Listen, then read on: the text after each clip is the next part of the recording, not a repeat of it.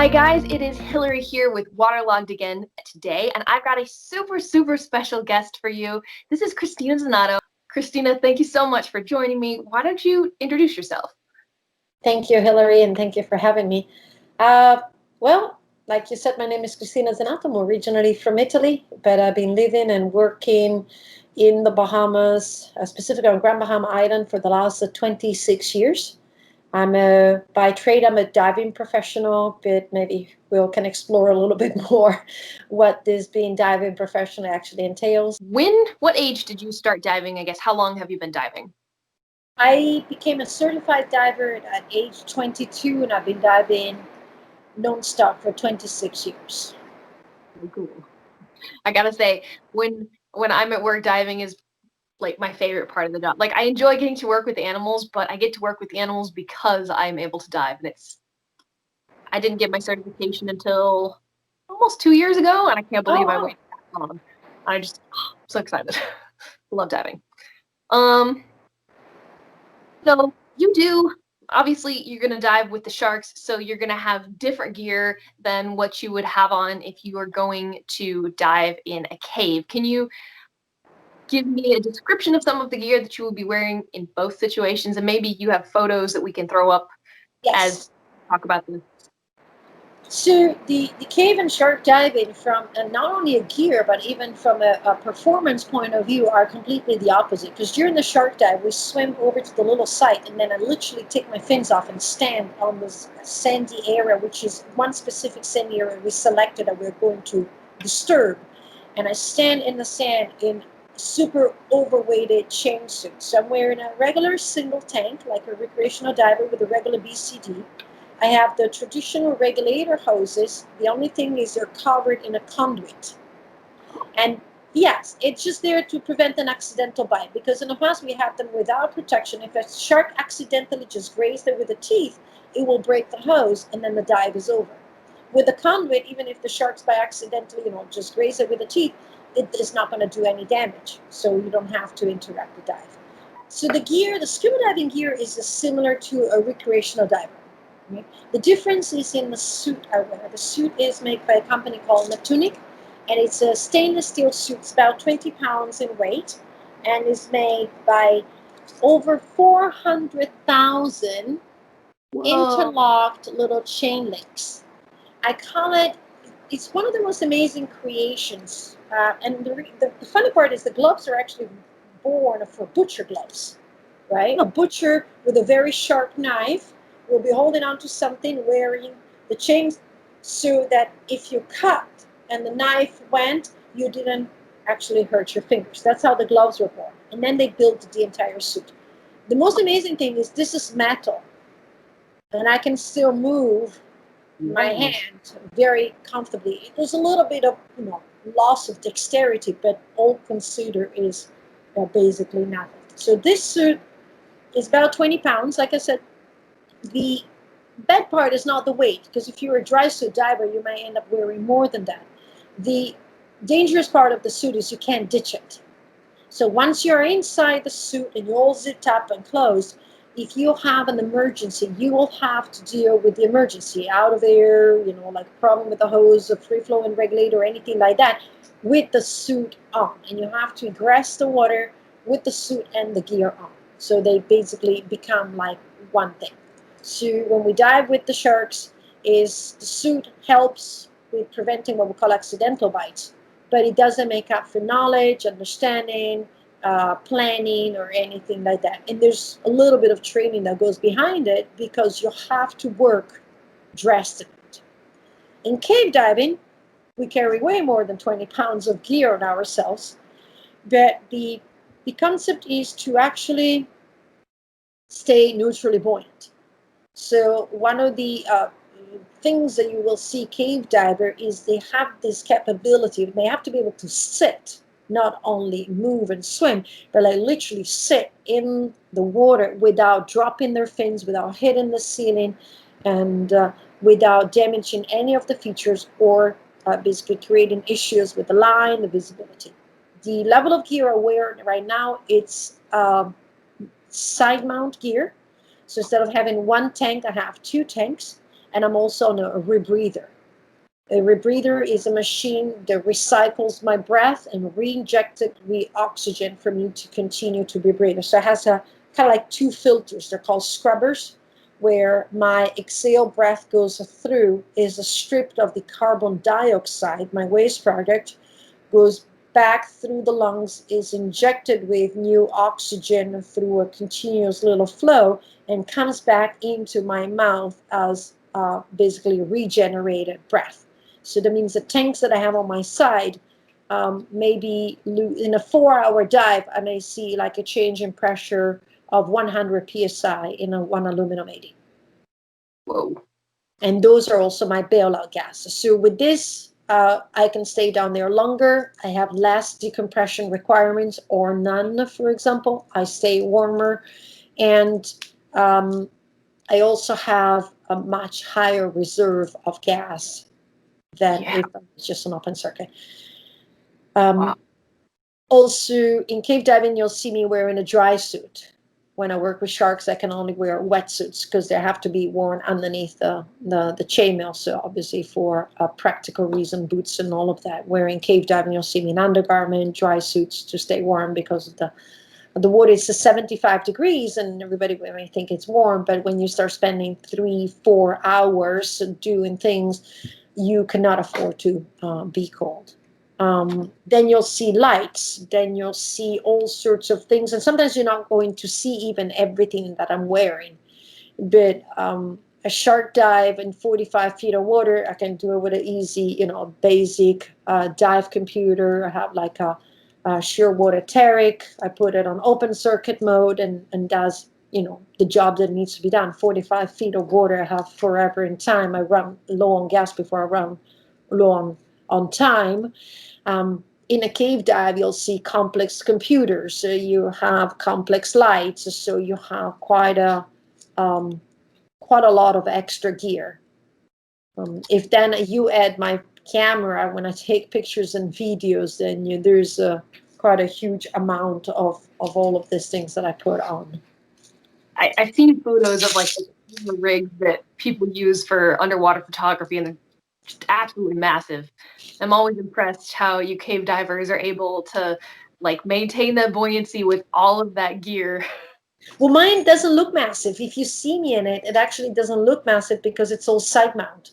So I don't have a mini fridge on my back. I have 2 aluminum 80s as side mount, and my rebreather basically fits between the shape of my body and my tank, and that's my little harness, and that's it.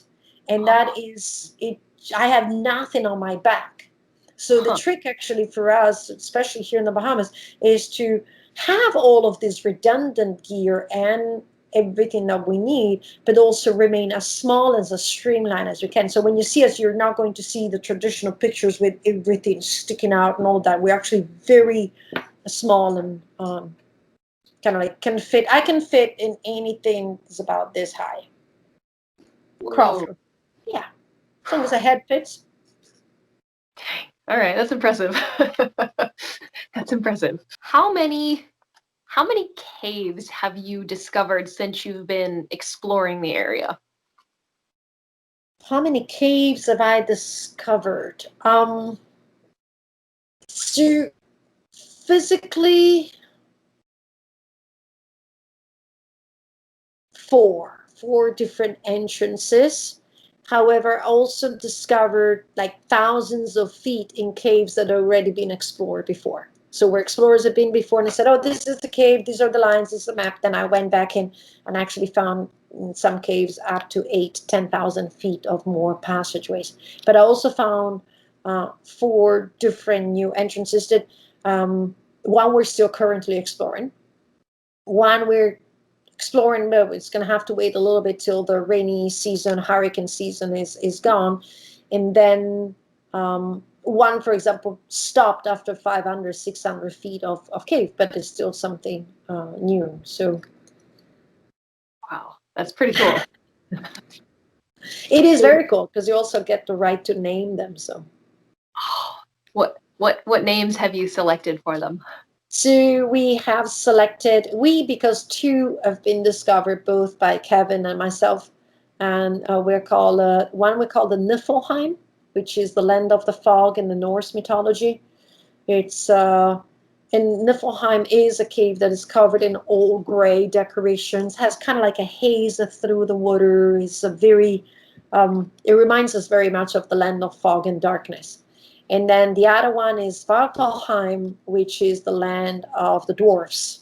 And the dwarfs live underneath the mountains. They're also known as the dark elves in the Icelandic mythology, but they're also known as the dwarfs in the Norse mythology, and they live underneath the mountain and they make these amazing creations under the mountain. So one part of the cave where Kevin went, because we explore in different directions because we're only two, he found this like very low areas, really wide, where dwarfs would actually be able to live and thrive.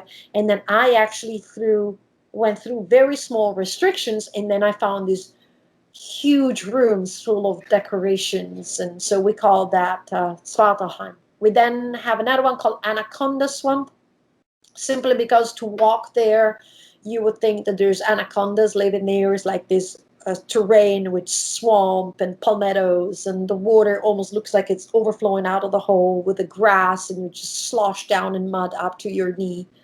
And there's like the grass is all flat, and you would think, there's anacondas. Um, and then we have Loki's Cave. Loki's Cave we named it after the fact that it looked very promising, but like Loki in the Norse mythology, it was a trickster. And so it tricks us into believing that there was this beautiful, giant, super gorgeous cave, and there was not um, much. Another one I called, spacious ship landing, because it looked like the entire terrain collapsed and looked like a giant spaceship landed on it. Unfortunately, that didn't prove to have much, but it's cool. The concept of exploration and discovery is beyond just entering a cave and having the reel and go down the tunnel. The concept starts way, way before. It can start. Kevin found these couple of these caves during a sleepless night. At night, couldn't sleep. Got up on his computer, searched on the Google Earth, and then show me the holes. And I'm like, okay, let's go there. And then you try to drive there, and then you hike there, and then you go in the water and try to figure it out if there's even an entrance. So there's all this. I think that is the exciting part. It's like, there was an entrance, and then you go back with cave gear. You hike through all this difficulty, because some of the area very extremely difficult. And so before committing to carrying their 120 pounds of gear, you're like, okay, we'll just first go and have a quick look if there's even an opening, because a lot of places collapse and choked. And then you carry the cave gear, and then you go there and you go in maybe 100, 200 feet, and you're like, it seems to go. And then you go back and you're like, okay, this time I'm going to go and explore really for the cave. So there's all these processes. And I found that the exhilarating part. And then I found the most exhilarating part is when you come home and after you've done your survey is putting a map in and see where it goes. And again, shows all this crazy interconnectivity, right? We have this map now that goes underneath people's homes. Where's the cave? Oh, it just goes underneath people's backyard and underneath people's homes. And I'm like, oh, let's hope they don't flush the toilet.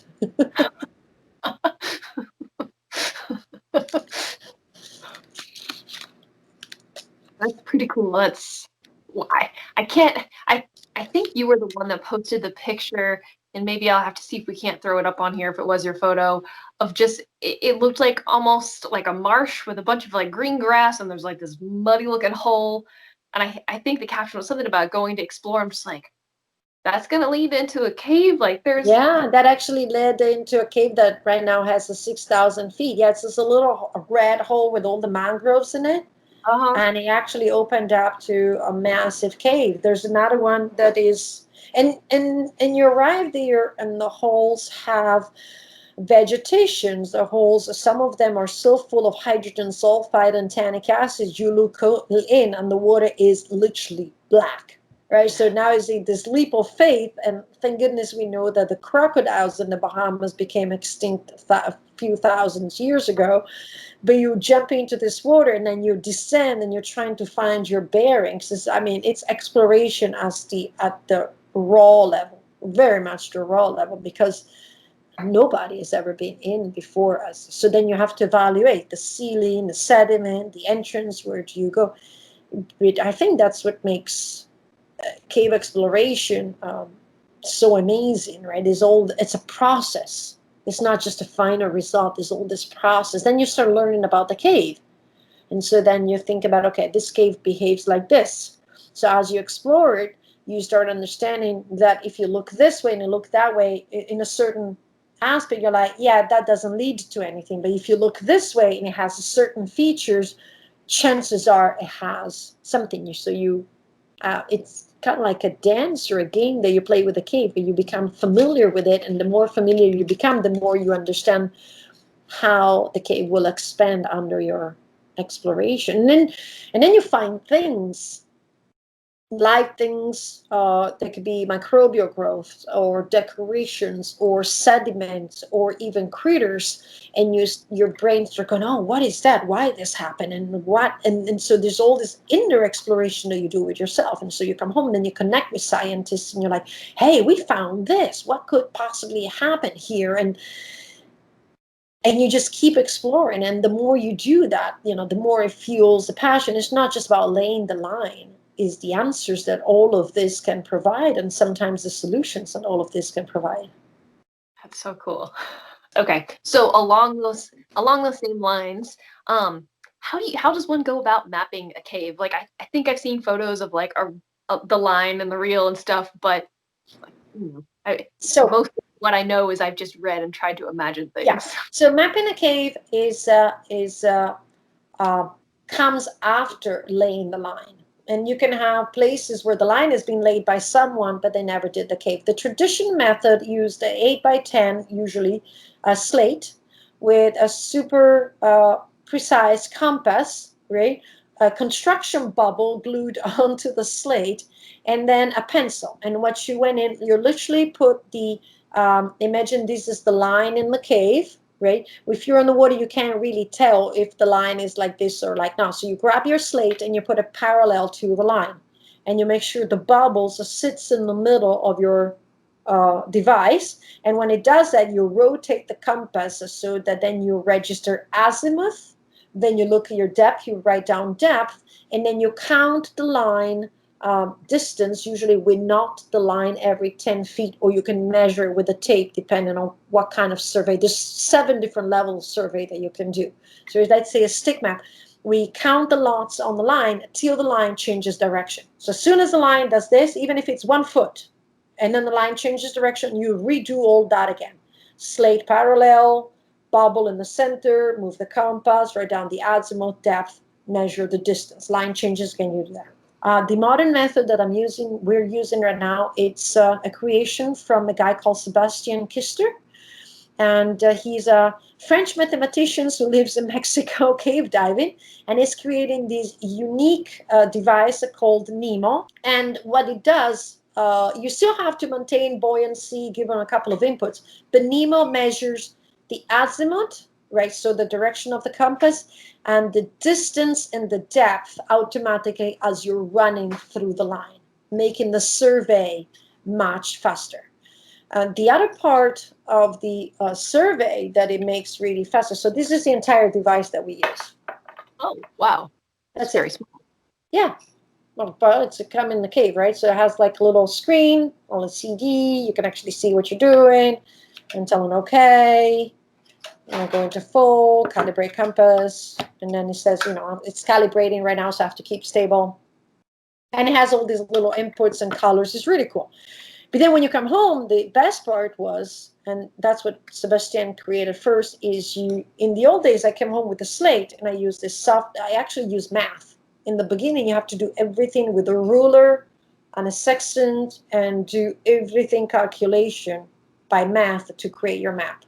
Then Sebastian created Ariane's line, which is a software in which I came home with a slate and I was like, okay, I'm putting in the data, and the software built. Now what you can do is you connect this to the software, right?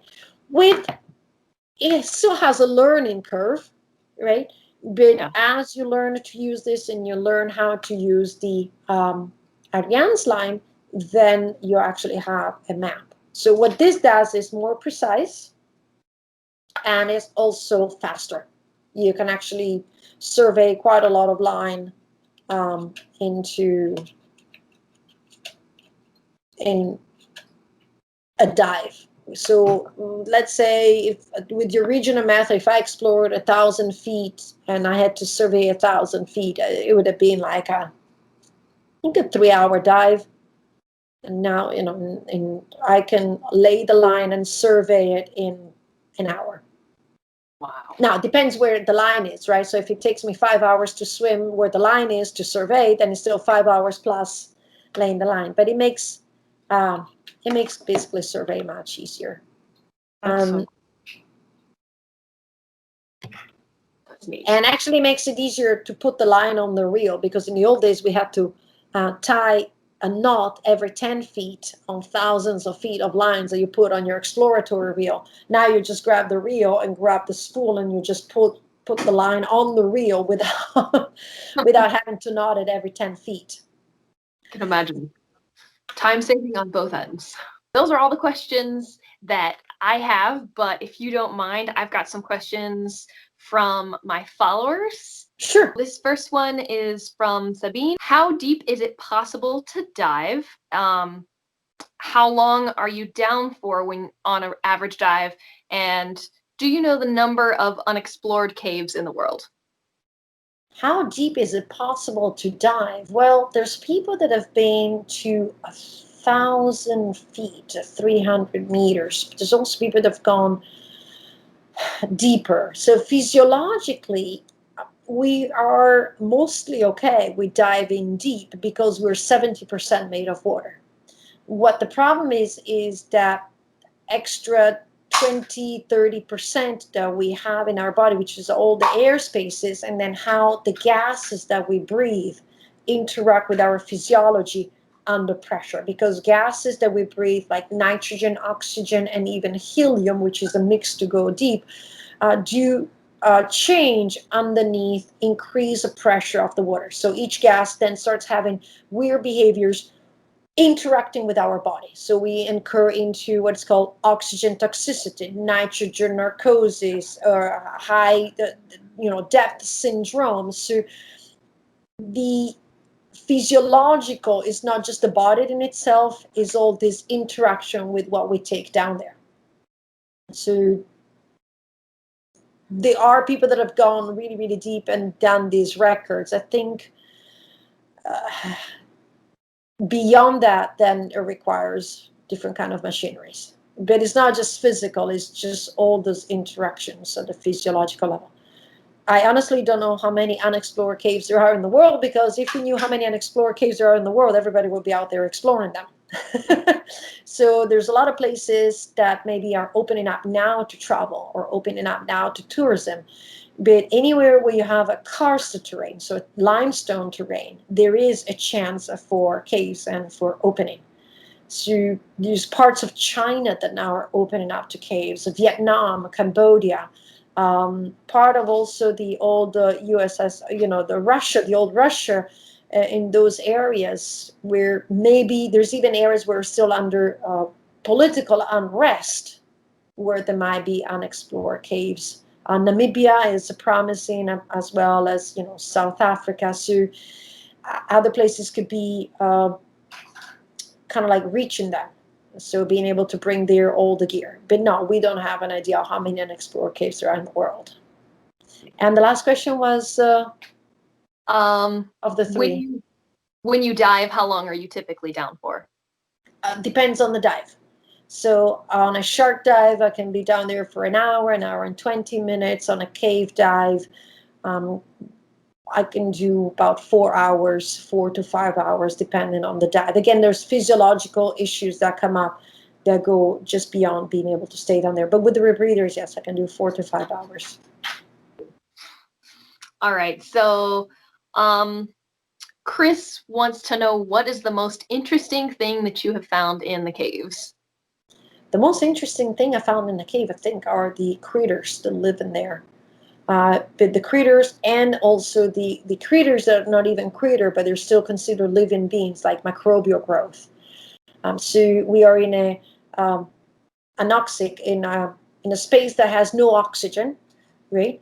in eternal darkness with the very limited supplies of food, and you go down there and there's like these completely white albino, because they don't even have basically the capability of they don't have hemoglobin, they haven't developed the capability to resist to sun rays, and they live and they thrive into this place that is as foreign to me as the bottom of a black hole, right? And those are phenomenal. The Remipedias is one of them. They've been discovered by Dr. Geo Jaeger for the first time on this island, in the cave here in Grand Bahama. It's called the Speleontys leucaiensis. And they're like these little crustaceans. They're like segmented little animals, almost like centipedes, with all these little eyelashes. They're called, swims with the feet, swims with the oars, or oars are shaped like feet. And they, if you looked in the microscope, they have these giant, fangs, like almost out of Alien. And they latch onto their prey and inject them with venom, and then slurp the content of the prey out. But they're about this big, right? So you wouldn't know this unless they've been observed before. But to me, it's fascinating that there's actually life, right, in those kind of environments. So that is fascinating as a whole, on the microbial growth as well. So it's a living form that doesn't need photosynthesis, it doesn't need feeding, and is still growing. It reminds me a little bit, what we found at the bottom of the oceans by the vents. And they actually live in an environment that you would think is opposite of where something can thrive, with hydrogen sulfide and no oxygen, and yet here they are. Yep. When you were saying that, I was like, oh, that sounds like the deep sea vents. Cool. This next, I guess, series of questions is from Kristen. She wants to know if you have any advice on seeking out new adventures, and advice on overcoming your fear and turning your fears into respect, and how education can help with all of that. We'll start with the adventure. I am a firm believer that seeking adventures is to find your adventure on your doorstep. One of the things I talk about is when I was younger, a few years back, I suffered a little bit of what everybody might suffers on social media, where they call it FOMO, fear of missing out. And I felt like everyone else was going on these incredible adventures and expeditions, and I was sitting on my island, and I would not have these opportunities. And what I did realize is, yes, they may have had that, but they had to travel to a destination in order to have that, while I lived in the destination that had all of that. And so I made a point, yes, and it's true, I have sharks and caves, but I made a point to make my adventure on a day-to-day life, on finding little hidden corners of the island, on noticing something that moved through the season, on finding maybe some critters. Like, for example, I found a huge area with these tiny wild orchids that are absolutely considered priceless. And I found a vast area just by walking and hiking and looking and listening. So I go, without the phone, without the headphones. And my encouragement is to create your own adventure in your day-to-day life through small discoveries and small curiosities. And sit somewhere. During the lockdown was a perfect example. I did quite a lot of videos of that, and observe things. And then you can start seeing, lizards, for example, mating. How do they make the mating dance? And these are observations that maybe scientists will love to actually hear about. So that is my recommendation for that. For fears, a little bit of fear helps us survive. That's how we are designed, right? There's a little bit of fear, a little bit of adrenaline, makes us focus a little bit more. So a fear also keeps us alive, but too much fear stops us from living.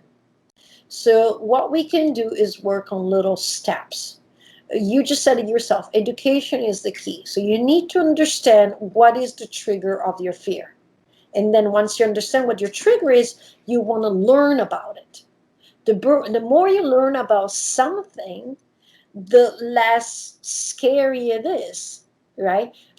If you have the opportunity, you might even want to experience it, right? The more you experience something, the less fearful it becomes. And I speak this from a personal experience. I am frightened by heights.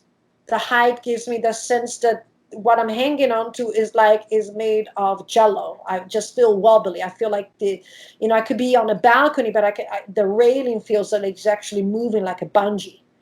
And one of the things that happened through a series of coincidences, I end up being involved with flying a trapeze. Yeah. And the first time I walked up to the ladder because of a 7-year-old kid that was like, "So, are you going to come with me?" And I was like, "No, no, you go. It's very safe." I was sitting down on the bench going, "Okay, this is counteractive." I'm telling him to go and fly the trapeze because it was very safe. You have the safety belt, the safety lines, the guys hanging on to the line and all of that. But I'm telling him, "You go," and I'm not going to come because I'm scared. Right? So I climbed up that ladder, which trapeze really wobbles, and I stood on a little piece of wood, and I had two guys on my sides, and I was just staring into the sky. I said, "I'm not going to look down." And the funny thing is, after I did the first fly with all the security, many months later, I was actually flying trapeze without a security line. And I was actually doing little acrobats. The more I climbed up the ladder, right, the more I learned how it worked, the more I learned about the trapeze, and the more I actually was stood on the little platform, the less my fear of heights. Now that the trapeze is not here anymore, I'm actually, sometimes when I go to a cave, it has a 40-foot ladder. It's like, oh, I miss my trapeze. And all I should do is go up and down the ladder, up and down the ladder. Now, there's some fears that you might not be able to face the same way. My other fear is I was hit by a lightning while driving a boat. So a flash of light causes quite a lot of anxiety in me. So am I going to walk with an umbrella underneath an active lightning storm? No. But what I've educated myself is to go, okay, well, there's a rumble, there's a lightning, and then I count. And then I count on other people next to me. They know my fear, and I'll be like, this is still safe, right? It's like, yes, it's still safe. Okay, I can walk this much longer distance. I can do this extra. So instead of going in a completely, as soon as I hear a rumble or see a flash of light, I'm not moving and I'm keeping my legs up onto my wooden chair inside the apartment. I moved into, I actually can stay out until the storm arrives to this level. So those are the things. Knowledge allows us not to burn the witches at the stake. And practice or experience is something that in a certain way scares us, helps us reduce that fear. That's Baby steps, though. Baby steps. I'm not saying just launch yourself, but baby steps. good advice. If somebody wants to get involved with your work that you do with the sharks, if they want to come out and take one of your courses and dive with you, how do they get involved? So currently we're working on creating an internship. I want to create something that is meaningful and is capable of giving back. And because of the complexity of the work that I deal with, it's kind of hard to offer like a full internship. It's also very costly just to go out there and do what we do with the sharks. So we're working on it, and I want it to be comprehensive. I want it to be something that people come out from it with feeling enriched and having also helped out. So currently I offer courses, and there are courses that people pay for so that then the money can also contribute on the work that I continue to do. They can find everything on my website on www.CristinaZenato.com. So CristinaZenato. All right. So if you didn't see that popping up across the bottom of the screen, I'll definitely have a link for it in the comments section. So check that out. Future vacation plans. I'm gonna come and hopefully dive with you and your sharks. And the cavern. Maybe you have a Yeah. little look at the cavern. Yeah. Look at it. I'm not sure how far I get into it. Well, you don't go far because I only take you within the parameters of what are the description of a cavern, which is no more than 200 feet from the entrance, within the sight of daylight, only in like in the big rooms. There's parameters that we set up in the industry. So people that maybe are like, oh, I want to experience the overhead environment, but it frightens me. It's like, hey, it's like a try dive of the overhead environment, and you can do a little tour and see if you like it or not. That's cool. Okay, yes, definitely. Put that on my list. You have a nonprofit. Tell me a little bit about it real quick. And again, I guess we'll do the link thing below. Yes. People of the Water is my nonprofit. You can find it at nonprofit.org. And I founded this in January 2019 on the recommendations of a dear friends who saw how much input I put into what I was doing, how much of my personal money I was putting in, and they were worried that because it was all self-financed, at a certain point will come to um, a stop, because obviously there's only so much that I could finance. So they said, well, you need something that helps you further the work that you do in exploration, education, and conservation. And so I founded this to receive the support to be able to expand the research that I want to do on sharks. Part of the exploration and research that we do in the caves is so that we can actually expand the conservation that we have been able to achieve so far. So we've been very involved with cave diving on the 2020 project. We were supposed to actually do tracking of sharks to find their mating and birth grounds this year. Unfortunately, COVID hit, so pretty sure that's going to be the refrain that everybody's going to go back, oh, COVID hit. And so we're looking for next year plans to purchase these 2 satellite tags to follow some of the girls, because I know who is going to get pregnant and who is going to mate, because I follow their seasons, and so find out where actually they go, and then see if we can tie that into expanding the conservation of that area. It'd be really cool to see that. And also at the later date is to be able to expand the education reach. So right now I'm working on one scholarship to train one young girl at the age of 12, so the last year of high school, into the art of scuba diving, and that is what the nonprofit can afford to do. But hopefully I want to be able to open this to more, primarily girls, women, especially on the islands, and maybe in the future also be able to welcome international students. Pretty cool. Sounds like you got really big plans, and keep my fingers crossed and rooting for you there. All right. So this last question is one, I guess, for me personally. So with Waterlogged, and I may have mentioned this in the past, I've been posting every single day for the past 4 years, and I'm trying to better get my personal message across why I do what I do. And I've so much recently I've heard like, what is your why? And the reason why I do what I do is like, I love all of this stuff. I love the ocean. I love the creatures in it. And it just makes me so happy, and like I get so fired up and so passionate about it, and I want to protect it. So my question for you is, what is your why? Why do you do what you do? I love what I do, and I love where I am. And so when you love something, you want to protect it, and you want to make it safe, and you want to make it healthy. That is the why behind everything that I do. I just want to create a better world for everything that I love. And as everything is interconnected, I just want to create a better world for this island, and hopefully to expand this model to many other places. It's pretty cool. It makes me feel good, like when hearing your why and like this whole leading up until till this point, I feel like your actions and your words do such a good job at portraying your why. So it's always exciting, and hopefully, we could get people sharing their whys and inspiring other people. And I like that post. Yeah, that's cool. all right, well, thank you so much, Cristina, for joining me today. This has been a wonderful, wonderful bit of time talking with you. I've thoroughly enjoyed our conversation.